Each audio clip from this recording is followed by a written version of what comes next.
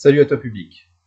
Dans cette vidéo, nous allons parler des lentilles minces convergentes. Alors la première chose, pour repérer une lentille mince convergente, au premier coup d'œil, c'est une lentille qui est plus épaisse au milieu que sur les bords.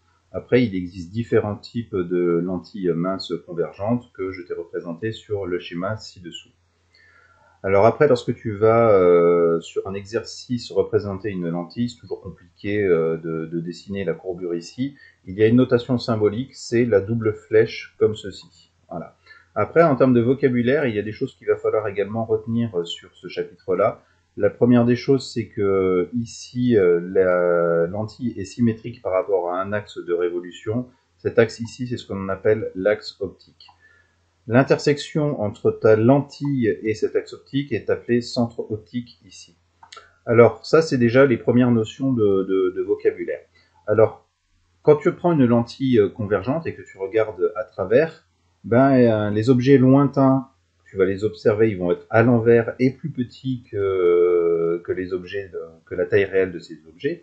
Mais par contre, lorsque tu vas approcher cette lentille d'un texte, tu vas le voir plus gros. C'est le principe de la loupe.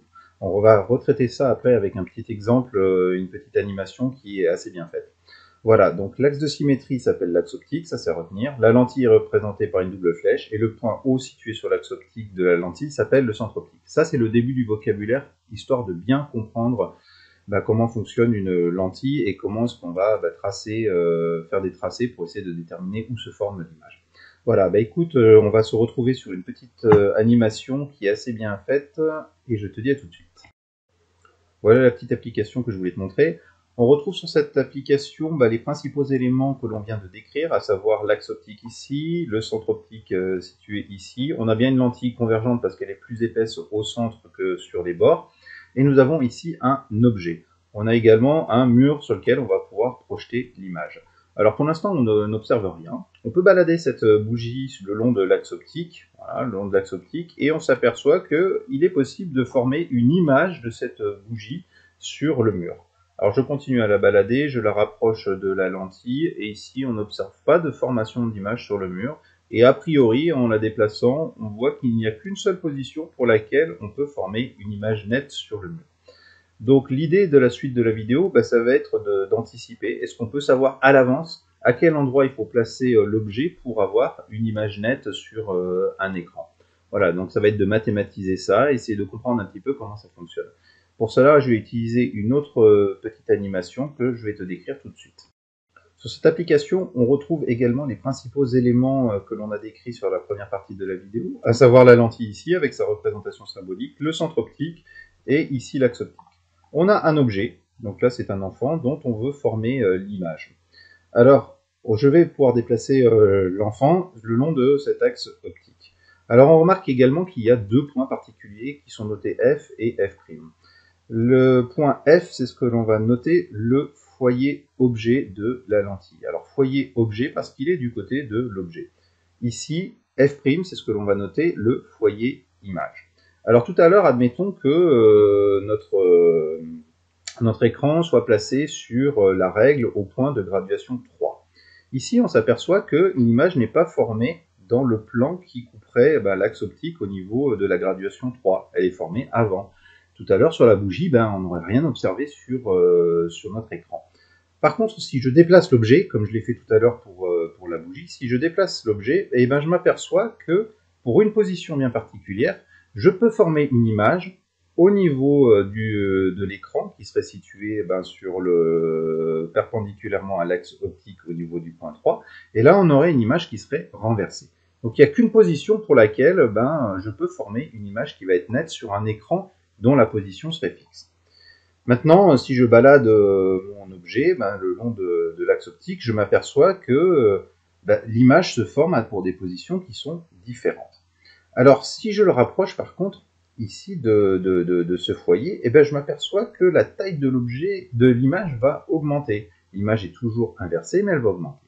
Par contre, si je suis entre le foyer objet et le centre optique de la lentille, ce coup-ci, l'image ici de l'enfant, c'est ce qu'on va appeler une image virtuelle, se situe à gauche. Et là, ça correspond au principe de la loupe. Rappelle-toi, quand on en a parlé au tout début de la vidéo, on peut aussi utiliser une lentille convergente comme une loupe. C'est-à-dire que si ton œil est situé à droite, il va voir une image qui va être plus grande que l'objet et à l'endroit. C'est le principe de la loupe. On n'imagine pas de lire un texte à l'envers à travers une loupe. Donc si ton œil il est situé de ce côté-là, on voit une image plus grande et à l'endroit. Par contre, si je déplace l'objet ici, on va avoir une image qui peut se former sur un écran, c'est ce qu'on appelle une image réelle. Dans ce cas-là, tu peux la visualiser sur un écran et elle est à l'envers. Par contre, si l'objet est situé entre le foyer objet et le centre optique de la lentille, et bien dans ce cas-là, il se forme une image qui s'appelle virtuelle. Alors pourquoi virtuelle? Parce qu'on ne pourrait pas la projeter sur un écran. Voilà, ça c'est l'intérêt de cette petite animation, c'est de comprendre les différents cas qui peuvent se présenter pour la formation soit d'une image réelle, soit d'une image virtuelle. Maintenant, on va s'intéresser un petit peu à ces traits qui sont ici, qui permettent finalement d'anticiper l'endroit où va se situer cette image. Pour ça, on va essayer de faire 2-3 petites expériences et tirer des conclusions et des règles pour tracer les images des objets à travers une lentille convergente. Voilà maintenant les différentes règles qui vont te permettre de faire ces tracés. Alors là, j'ai pris 3 rayons, un qui est confondu avec l'axe optique et 2 autres rayons, de telle manière que ces rayons vont tous passer par le centre optique de la lentille.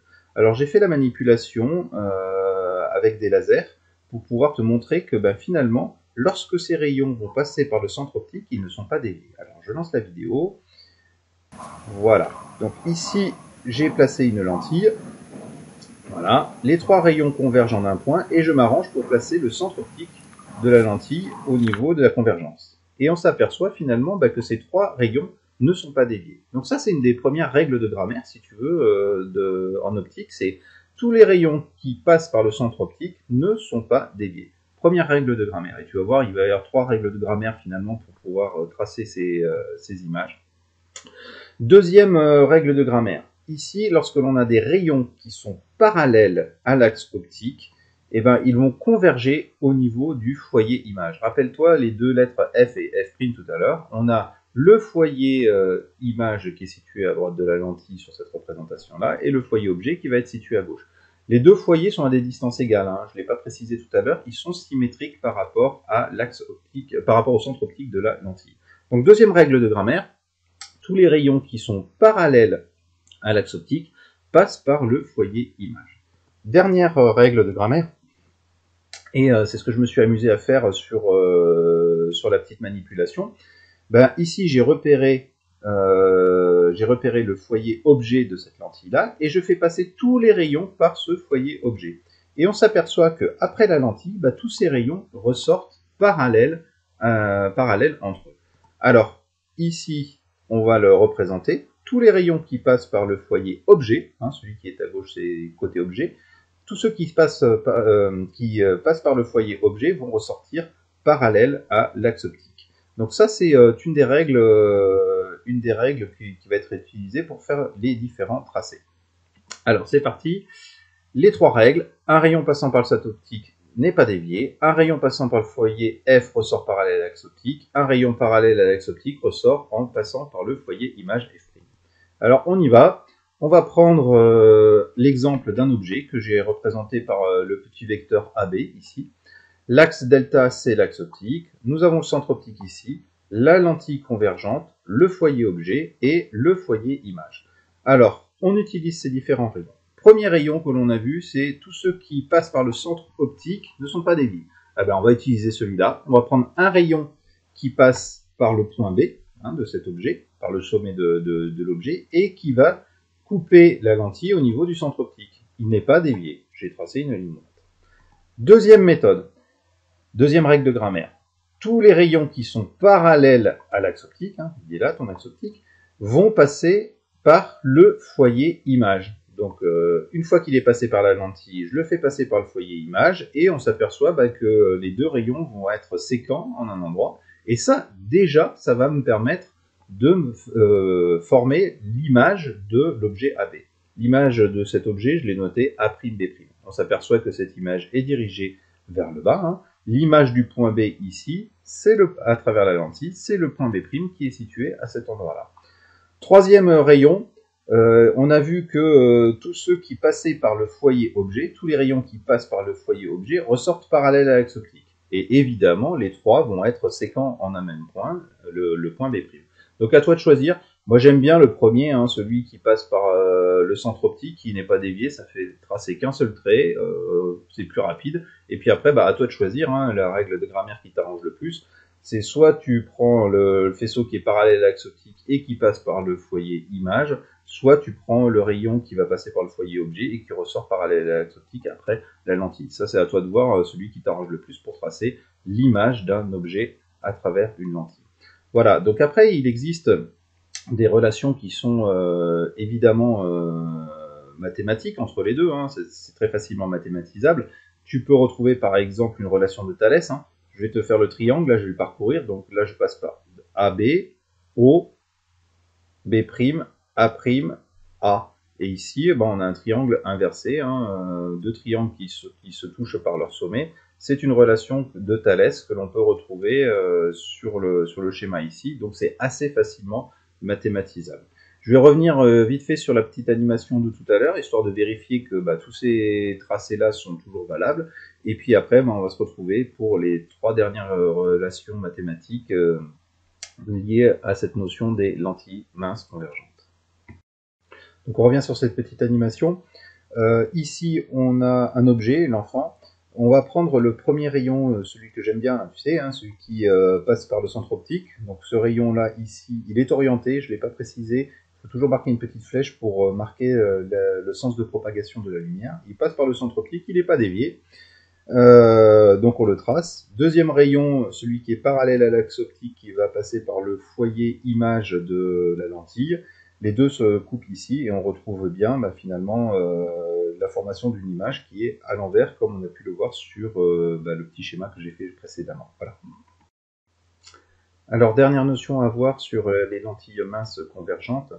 La première notion, c'est ce que l'on appelle la distance focale de la lentille. La distance focale, c'est la simple distance exprimée en mètres entre le centre optique et le foyer image de cette lentille.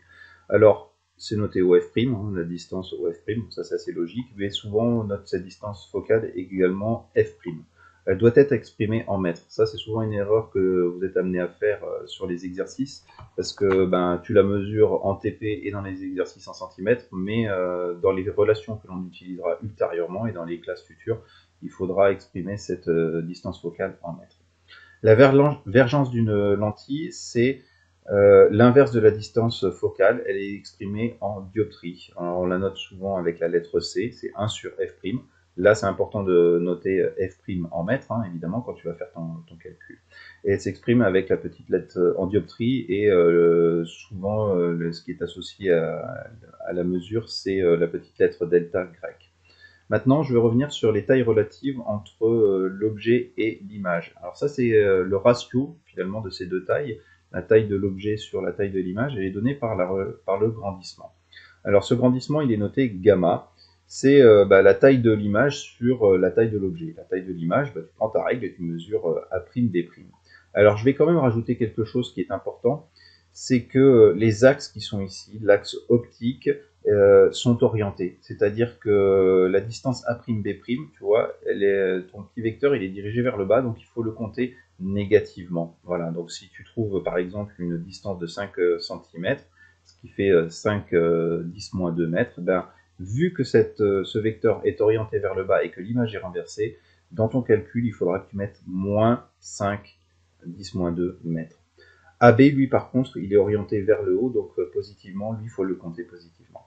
Alors, les distances OA', pareil, c'est un axe qui est orienté, hein, OA', tu vas vers la droite, dans le même sens que l'axe optique, donc ça, tu le comptes positivement. Par contre, la distance OA, tu vois que tu vas à l'inverse de ton axe optique, dans le sens opposé, donc là, il faut le compter négativement. En gros, si gamma est positif, ça veut dire que l'image, le ratio est positif, ça veut donc dire que l'image est dans le même sens que l'objet. Si gamma est négatif, ça veut dire que l'image est inversée par rapport à l'objet, c'est le cas de l'exercice avec le petit enfant, là, ou de la bougie, voilà, la bougie était à l'envers. Si par contre tu as gamma qui est positif, bah, c'est le cas de la loupe. Hein. C'est le cas de la loupe, l'image et l'objet sont dans le même sens. Voilà. Il n'y a pas une image qui est renversée par rapport à l'objet.